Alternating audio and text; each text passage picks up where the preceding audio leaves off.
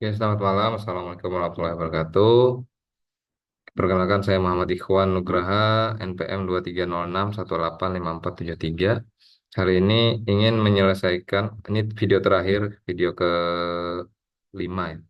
Setelah regresi GUI, kemudian regresi dengan coding script MATLAB, kemudian klasifikasi secara GUI, kemudian regresi yang RMS-nya terkecil, dan ini terakhir video kelima adalah video klasifikasi dengan coding bukan dengan GUI begitu. Saya ingin izin share screen. Oke ya, ini untuk datanya masih sama ya, yaitu absensi kerja revisi satu. Nah, bedanya itu kalau kita di GUI itu tinggal dimasukin di workspace ya, workspace misalkan input dan target. Nah, kalau ini kita langsung membaca dari Excel. Target klasifikasi itu adalah U2 sampai V741. Kalau kita ingat videonya kemarin ya, jadi klasifikasi dari absensi ini ada dua, yaitu menjadi 5 kelas: sangat rajin, rajin, sedang, malas, dan sangat malas. Kemudian saya juga memisah ini menjadi cuma 2 kelas saja gitu, yaitu orang yang absensinya itu eh, absensinya itu cuman satu, cuman apa namanya, cuman saat kalau dia 0 sampai 1 jam saja dia hanya absen 0 sampai 1 jam, maka dia lulus ke wawancara selanjutnya. Kalau dia lebih dari itu maka tidak lulus gitu. Nah, jadi klasifikasinya di sini.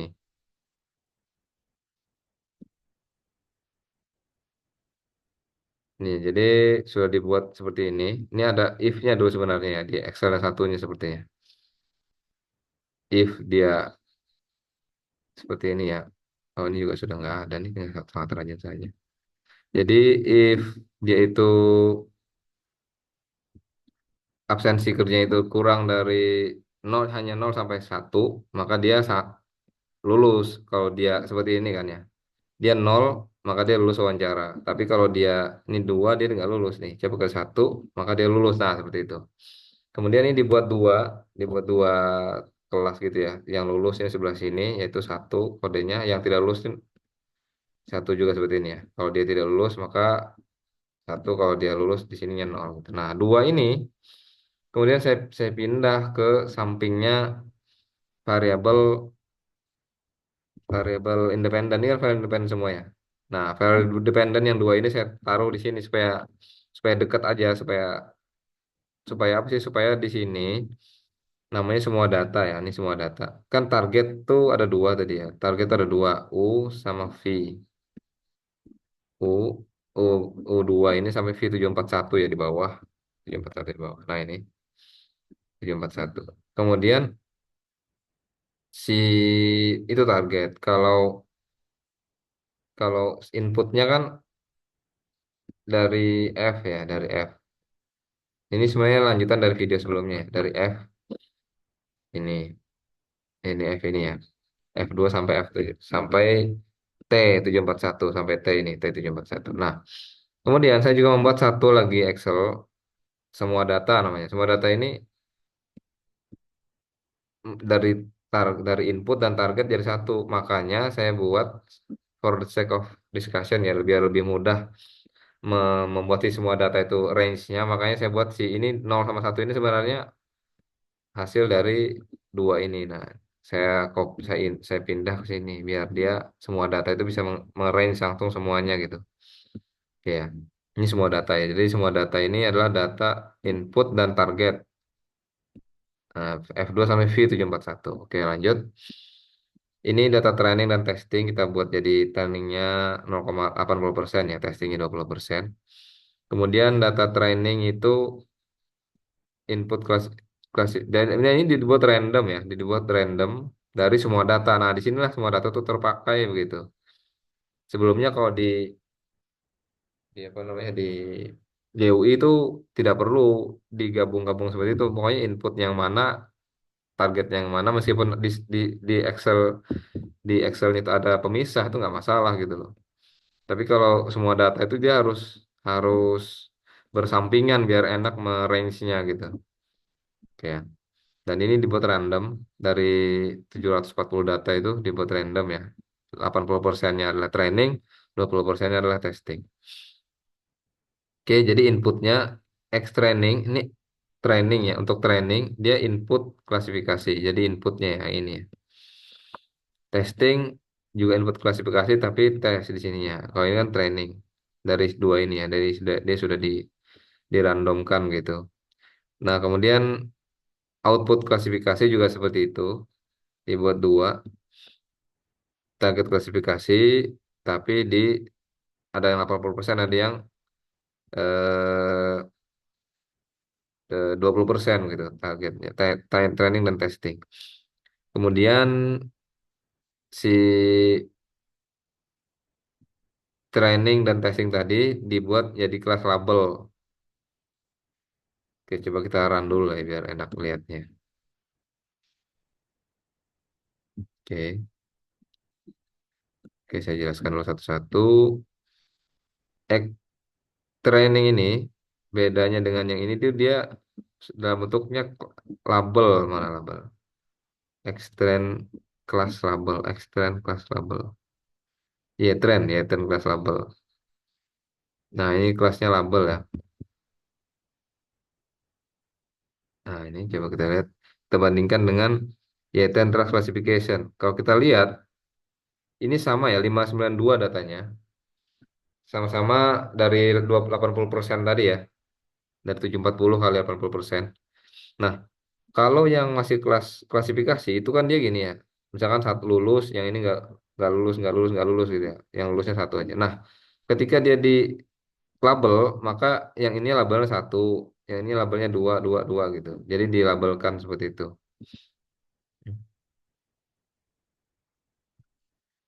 Nah, predictionnya juga gini nih, predictionnya juga eh, seperti itu ya. Jadi ininya ininya de- dua, nanti di prediction class label dilabelkan menjadi seperti ini. Dua, dua, dua, dua. Tapi ada juga satunya. Nah, ini satu juga ada. Oke, lanjut. Jumlah neuron ini kita bisa cari ya. Contohnya adalah 10 dan 2. Nah, kalau dia di GUI kan langsung ya. Kalau di neural network start itu kan pattern recognition. Kalau di regresi dia kan feed forward net ini ya. Nah, ini feed forward net. Kalau di klasifikasi dia namanya pattern net gitu, pattern net. Nah, ini jumlah neuronnya. Anggap saja ini adalah sudah yang paling baik ya. Nanti bisa diubah-ubah lagi. Nah, maka base networknya ini. Kemudian transfer functionnya itu bisa dirubah. Log sigmoid ini bisa dirubah menjadi tangan sigmoid misalkan. Tapi kita anggap aja di log sigmoid dulu. Dan outputnya adalah softmax. Kemudian ininya rasionya ya untuk validasi, running dan testing tuh bisa 70 15 15, tapi bisa aja kita ubah juga sih. Anggap aja seperti ini dulu. Maka kita mau lihat conversion matrixnya bagaimana. Tadi kita sudah running ya. Ini hasilnya ini untuk plotnya yaitu conversion matrix polos kewajaran berikutnya itu 85%. Tapi kita lihat juga performance yang di sini ya. Ini dia tangan sigmoid ya bentuknya seperti ini dan ini adalah softmax.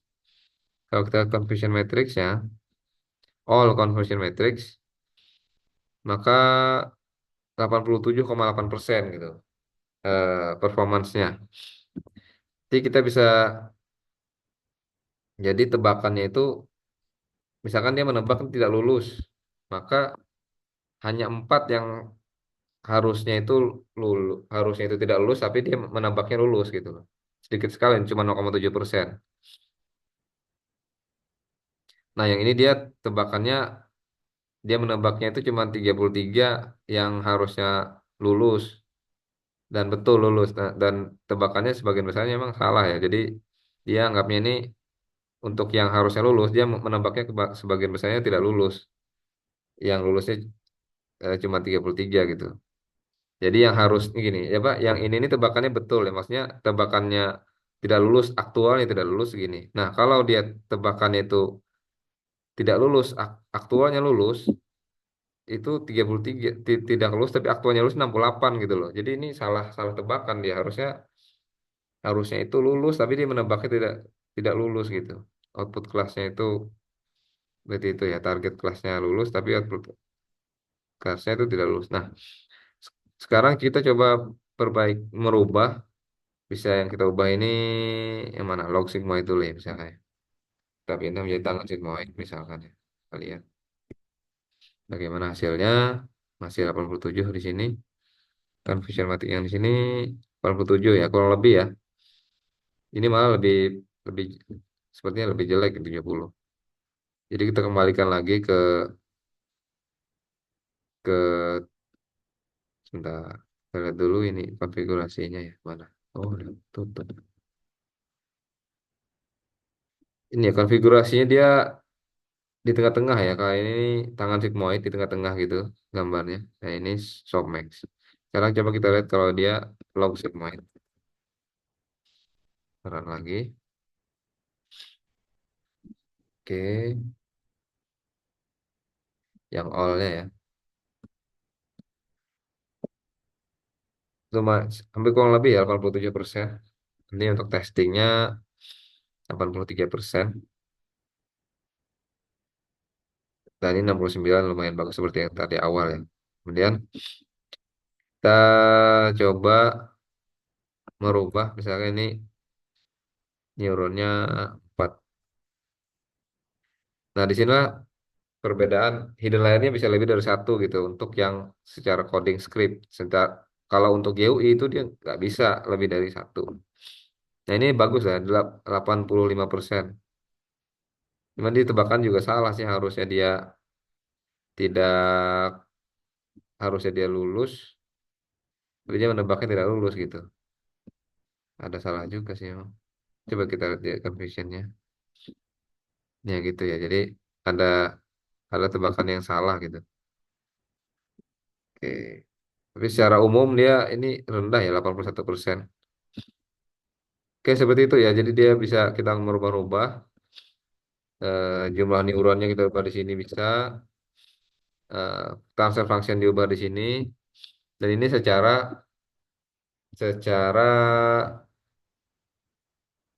coding. Kalau sebelum video video sebelumnya itu secara GUI gitu. Oke, itu saja yang ingin saya sampaikan. Bagaimana kalau ini tiga, kita coba ya. Kalau ini tiga neuron, tiga layer.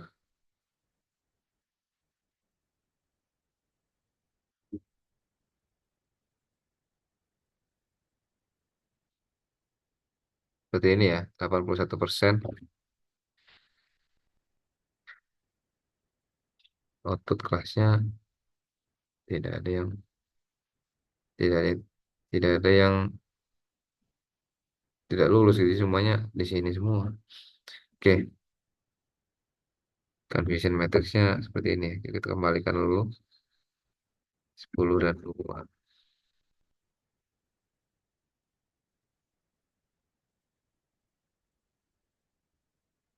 Nah, ini ada dia menebaknya ada yang lulus itu ya. Kan tadi random ya, karena ini kita ubah menjadi sampel-sampelnya itu ada yang random dan secara keseluruhan itu dia paling bagus tuh memang eh, 80 apa 10 2 gitu. Tapi ini masih diubah-ubah juga bisa ya. Tapi untuk ini sudah menurut saya sudah paling bagus seperti ini sih. Dengan ininya log sigmoid. Oke, itu saja. Mudah-mudahan ini menjawab semua pertanyaan ya. Kalau yang kenapa ini saya tidak ambil sudah saya jelaskan di video sebelumnya ya. Kayak ID, reason format, reason for terus month of sama season sama musim ini memang tidak saya masukkan di sebagai variabel independen. Variabel independennya dimulai dari ini transportasi ini ya. Dan ini sudah saya jelaskan di video sebelumnya. Oke, terima kasih. Mudah-mudahan ada manfaatnya. codingnya juga nanti saya lampirkan di link. Oke, terima kasih. Mudah-mudahan ada manfaatnya. Saya stop share screen. Assalamualaikum warahmatullahi wabarakatuh.